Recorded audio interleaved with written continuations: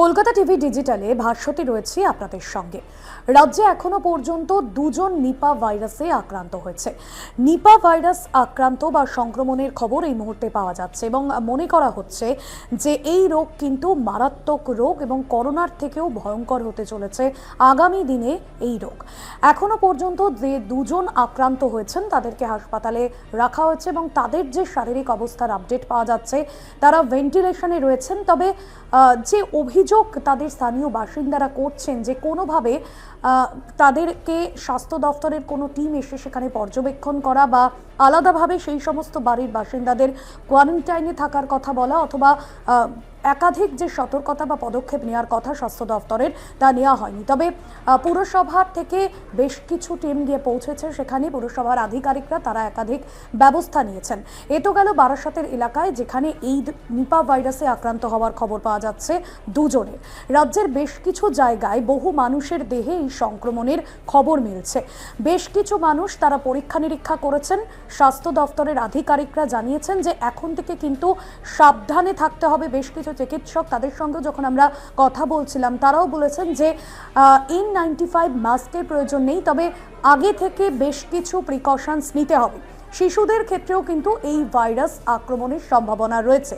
তবে এই সংক্রমণ শুধুমাত্র বড়দের ক্ষেত্রে নয়, শিশুদের ক্ষেত্রেও যেরকম রয়েছে, পাশাপাশি প্রত্যেককে সতর্ক প্রথম থেকেই থাকতে হবে। বলা হচ্ছে যে শুয়োরের মাংস থেকে কিন্তু এই রোগের সংক্রমণ হতে পারে। অন্যদিকে অনেকে মনে করছেন যে বাদুড়ের লালা বা তাদের মলমূত্র থেকে এই রোগের সংক্রমণ হতে পারে। কোনো ফল যদি আপনি কিনে খান সেখানেও কিন্তু সতর্কতা এখন অবলম্বন করতে হবে, এমনটাই চিকিৎসকরা বলছেন। কারণ সেই ফল যদি কোনো নিপা ভাইরাস আক্রান্ত বাদুড় খেয়ে থাকে বা তাদের লালার সঙ্গে সেই ফলের সংস্পর্শ হয়, সেই ফল যদি আপনারা খান তাহলে কিন্তু আপনারাও সেই ফলের থেকে আক্রান্ত হতে পারেন এই নিপা ভাইরাসে। অন্যদিকে মনে করা হচ্ছে যে এই নিপা ভাইরাস আক্রমণের সঙ্গে যদিও শুয়োরের মাংস খাওয়ার সরাসরি যোগসূত্র নেই, অনেক ক্ষেত্রে ছাগলের মাংস থেকেও কিন্তু এই ধরনের রোগের সংক্রমণ হতে পারে, এমনটাও কিন্তু চিকিৎসকরা প্রাথমিকভাবে মনে করছেন। তবে চিকিৎসকরা বা বিশেষজ্ঞ মহল তারা মনে করছে বা স্বাস্থ্য দফতরের টিম তারা মনে করছেন যে এখনো পর্যন্ত এই রোগের উপসর্গ সাধারণ মানুষের দেহে দেখা দিচ্ছে, তবে এর কোনো প্রপার ট্রিটমেন্ট এখনো পর্যন্ত আসেনি। সেক্ষেত্রে যখন এই রোগে আপনি সংক্রমিত হচ্ছেন, আপনার দেহে এই উপসর্গ আসছে, তখন বেশ কিছুদিন আপনাকে কোয়ারেন্টাইনে থাকতে হবে। কিন্তু এই সংক্রমণ যদি অত্যন্ত ভাইটাল হয়ে দাঁড়ায়, সেক্ষেত্রে আপনার শারীরিক অবস্থার যদি অবনতি হয়, হাসপাতালের সঙ্গে যোগাযোগ করতে হবে এবং সেই ম্যানেজমেন্টে আপনাকে থাকতে হবে। 7 থেকে 8 দিনের মধ্যে চিকিৎসা যদি আপনি না করান তাহলে কিন্তু প্রাণের ঝুঁকির সম্ভাবনা থেকে যাচ্ছে, এমনটাই কিন্তু চিকিৎসক মহল মনে করছে। প্রথম যদি আপনার উপসর্গ দেখা দেয়, আপনি যদি সেই সময় বিশেষজ্ঞ বা চিকিৎসকের পরামর্শ নেন তাহলে কিন্তু বিপদ অনেকটা এড়ানো সম্ভব, এমনটা মনে করা হচ্ছে। তবে এখনো পর্যন্ত এই ভাইরাস যেভাবে ছড়াচ্ছে, আমরা দেখেছি যে রাজ্যের বাইরে বেশ কিছু জায়গায় ইতিমধ্যেই সেখানে সতর্কতা জারি করা হয়েছে।